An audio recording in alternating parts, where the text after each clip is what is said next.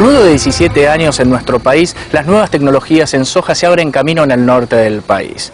Tolerancia a herbicidas, resistencia a insectos, un plus de rendimiento y mayor cuidado medioambiental. La empresa líder a nivel nacional en el mercado de la soja presentó ante 300 productores las nuevas variedades de los genes RR2BT, que combaten la principal problemática productiva en el norte, los lepidópteros. Por sus características defensivas, la nueva soja RR2BT tendrá un mercado importante en el norte del país. El equipo de AgroTV recorrió un campo multiplicador de la empresa Nidera en Tucumán y dialogó con el fitomejorador Rodolfo Rossi sobre el desarrollo de las nuevas tecnologías en soja. Nos lleva más o menos haciendo todas las técnicas de aceleración posible, utilizando las generaciones de invierno, sea en el norte de Argentina, Estados Unidos, zona del Caribe, etcétera, unos 6 años. Tener una tecnología y poner realmente de manos del productor un producto nuevo, ¿no? La tecnología de Intacta se comenzó a introducir en el año 2006, a principios del 2006, y hoy estamos capacitados al año 2013 de ya salir al productor con semilla certificada de estas variedades. Es un periodo de mediano plazo, de fuertes inversiones, de fuertes estrategias para mejorar genéticamente los materiales que estamos en este momento manejando con estas nuevas tecnologías. Y como siempre, utilizando una red de ensayos amplia, elegir bien las localidades. Vos te referís al norte del país, nosotros comenzamos concretamente todo lo que era el desarrollo de Intacta, focalizándonos básicamente para Brasil. Así que bueno, en esta localidad de La Cruz comenzó el proyecto y se expandió para todo el país, ¿no? O sea, tanto el este, noreste argentino como el sur. Y hemos provisto a Brasil y a los otros países de Mercosur de las variedades que hoy estamos mostrando y que si Dios quiere este año ya pueden estar algunas de ellas en manos de los productores. ¿Y cuáles son las inversiones que realizó la empresa para adaptarse al uso de marcadores moleculares y hacer todo este mejoramiento en tan poco tiempo? Toda esta etapa de aceleración implica, en primer lugar, manejar un background genético que lo tenemos de alguna manera marcado, ¿no? Con marcadores como para recuperar más rápidamente. Esa es una herramienta que se utiliza en varios cultivos y en soja también. Y acá el cambio grande fue transformar las variedades RR1 en variedades RR2BT, para lo cual se hicieron cientos de miles de muestras, donde el laboratorio de biotecnología de Venado Tuerto de Nidera llevó la parte más pesada en ese aspecto, en una coordinación con el Departamento de Investigación. O sea que todos estos proyectos, y todos los que vienen, de alguna manera tienen un apoyo enorme de lo que es el uso de marcadores moleculares para, digamos, definir cuáles son los traits que debe llevar una planta.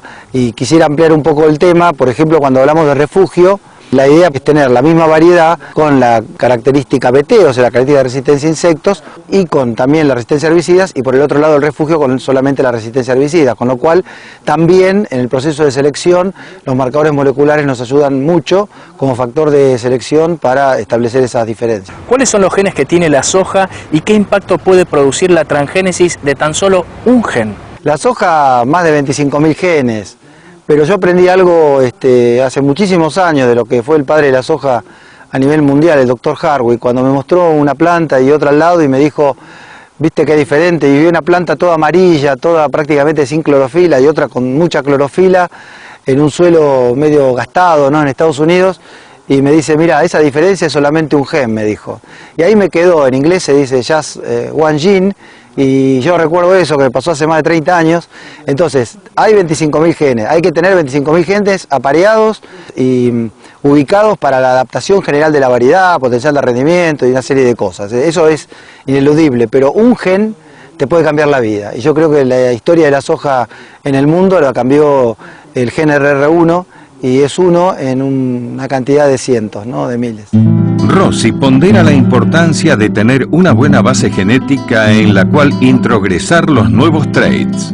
No, esto es fundamental, o sea, es fundamental tener una base genética que venimos conociendo hoy en todo lo que era el proyecto RR1 y parte también en el desarrollo de variedades convencionales, y utilizar, como siempre digo yo, la mejor genética es la genética que uno elige. Hoy las variedades que hemos mostrado, por ejemplo, de grupo 7 largo y 8, hoy tienen incluida dentro la variedad más sembrada en los grupos cortos para nosotros a nivel país. O sea, estamos diciendo que ese esfuerzo que uno hace en movilizar genes de rendimiento de los grupos cortos a los grupos largos ya está cristalizado de alguna manera. O sea, esa es una plataforma que es el fuerte de Nidera, la plataforma genética. Y los traits o las características biotecnológicas de las empresas internacionales son los que necesitan de esa plataforma para ser exitosos. Esto va a pasar ahora y nos pasó también con el desarrollo de la soja RR1. Como ejemplo para los productores, cuando la soja RR1 se lanza acá en la provincia de Tucumán y en el norte de Argentina, fue justo el año de aparición del cancro del tallo. Y de lo poco que había resistente a cancro del tallo eran las variedades transgénicas. Y eso no estaba introducido por biotecnología, era mejoramiento genético puro, ¿no? ¿Y cómo es la plataforma genética que tiene Nidera y que ha diseñado para poder recibir este evento de Intacta? Tenemos una diversidad genética muy grande. La idea nuestra es que prácticamente toda esta diversidad esté presente con esta nueva tecnología, lo mismo que hicimos en otras décadas con el gen RR1. Y estas características son características básicamente de potencial de rendimiento, adaptación a distintas regiones, tipo de suelo, podría ser estreses como estrés hídrico, salinidad, tipo de crecimiento. Pensamos que nosotros hoy contamos con una base genética para las prácticamente 50 y algo de millones de hectáreas de América Latina, ¿no? Y esa base genética está dispuesta a introducir todas estas nuevas tecnologías y creo que es una plataforma muy importante, es la plataforma que se vino cocinando durante décadas y hoy es la base, digamos. Por eso que estoy diciendo que normalmente uno cuando hace un cambio fundamental en un material, como puede ser una característica tan cualitativa como el gen de resistencia BT, tiene que tener acompañado todo lo otro. Y ese background genético, ese origen genético, es el mejor disponible, el que uno mejora. Después hay interacciones que hacen que a lo mejor un material que no trascendió sin esa tecnología se potencie y haga un sinergismo favorable con la tecnología y entonces de esa manera se potencia y sea un material. Uno no lo tuvo como elite, pero sin embargo se transforma en super elite con esta tecnología. Eso pasa también en nuestro trabajo. Con 2,5 millones de bolsas, la variedad de 5.900 de Nidera es la más sembrada en todo el Mercosur. Rossi destaca la capacidad de adaptación de esta genética y sus posibilidades futuras. Las 5909, ese background genético, no se está desarrollando en la primer lanzamiento porque fueron variedades de grupos muy largos y ya hoy toda la plataforma de la segunda generación, que ya es genética Nidera por Nidera con RR2BT, tiene una gran cantidad de background genético de 5909 y entre ellos algunas resistencias sanitarias muy importantes que tienen 5909 y esa adaptación general es lo mismo. Estamos teniendo variedades ya muy probadas con muchos ensayos en Brasil con esa genética y realmente sigue siendo tan exitosa como con un mejoramiento de rendimiento como la de su madre, ¿no? Rodolfo Rossi pondera el impacto que tendrá la tecnología RR2BT, que propone algo novedoso en soja, la resistencia a insectos. Yo creo que el impacto más importante es el impacto número uno en el cualitativo. Quizá a lo mejor otros piensen que es un poco al revés, ¿no? Pero porque yo conozco el productor, conozco los campos, conozco lo que ya están haciendo y en la charla el gran cambio es un cambio cualitativo frente a una resistencia genética a los insectos. Esto que en maíz lo tenemos ya hace más de 10 años, por fin hoy lo tenemos en soja y todo lo que son las zonas subtropicales y tropicales es una característica fundamental.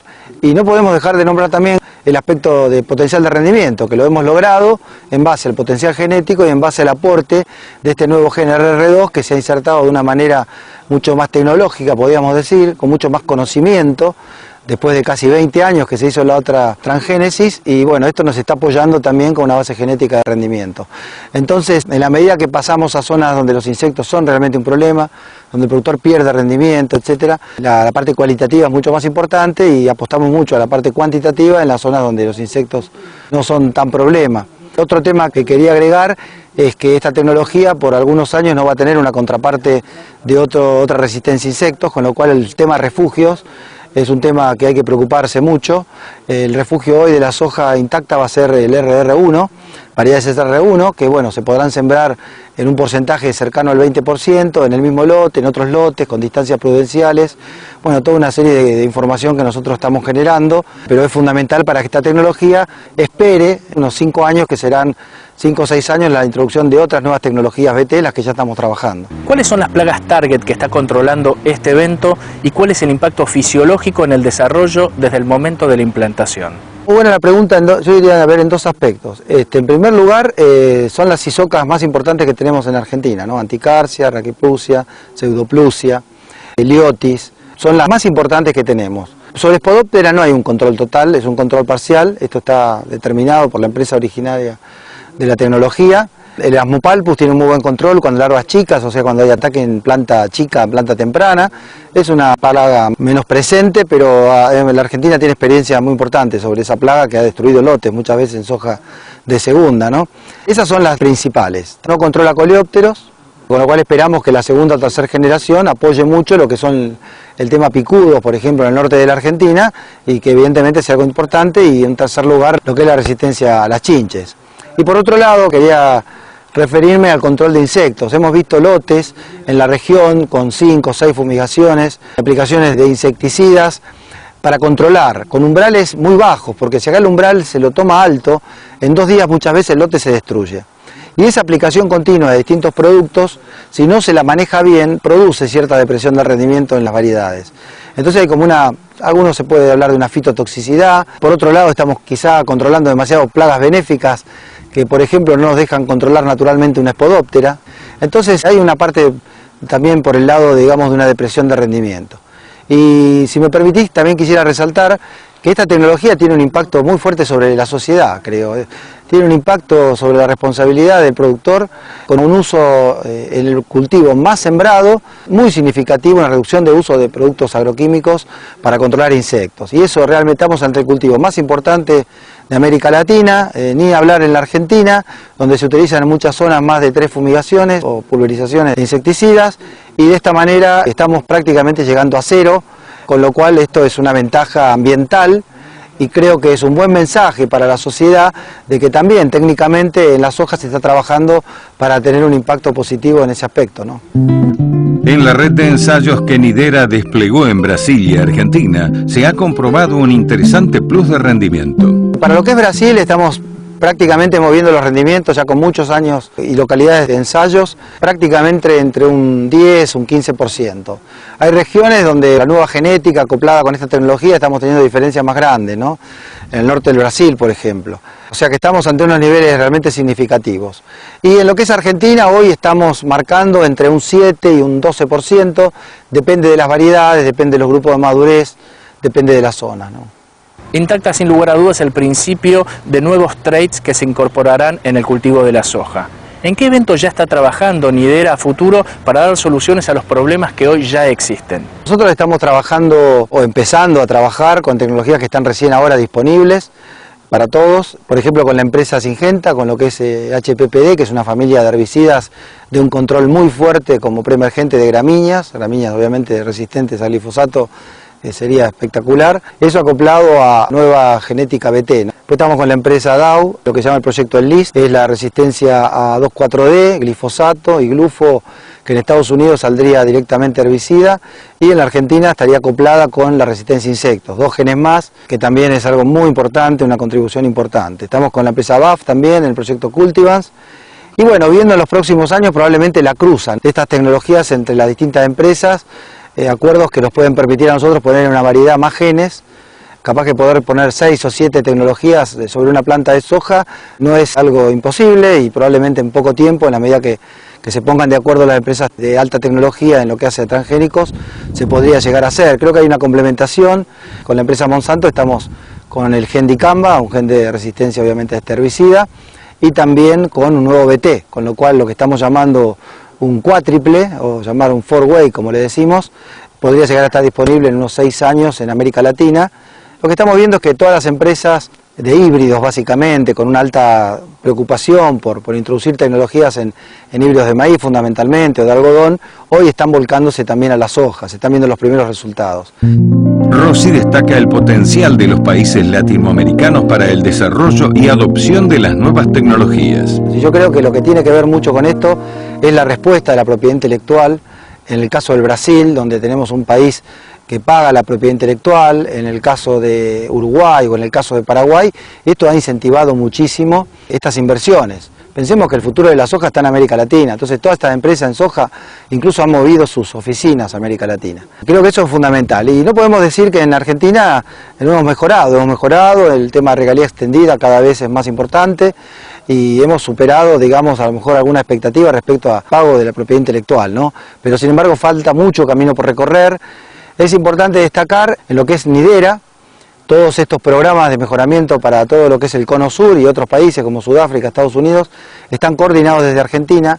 La base genética se desarrolló en Argentina y hoy estamos invirtiendo muy fuerte en esos países, fundamentalmente el Brasil. Nidera tiene 3 estaciones experimentales, 4 mejoradores y eso evidentemente se está potenciando enormemente. Hay una sinergia muy fuerte con nuestro programa y creo que los próximos años van a ser todos ventajosos. El productor es el primer beneficiario de todo este esfuerzo que se está haciendo, obviamente pagando la tecnología, ¿no? Paga tecnologías de todo tipo, ¿por qué no va a pagar también la tecnología transgénica en semillas o la tecnología del germoplasma?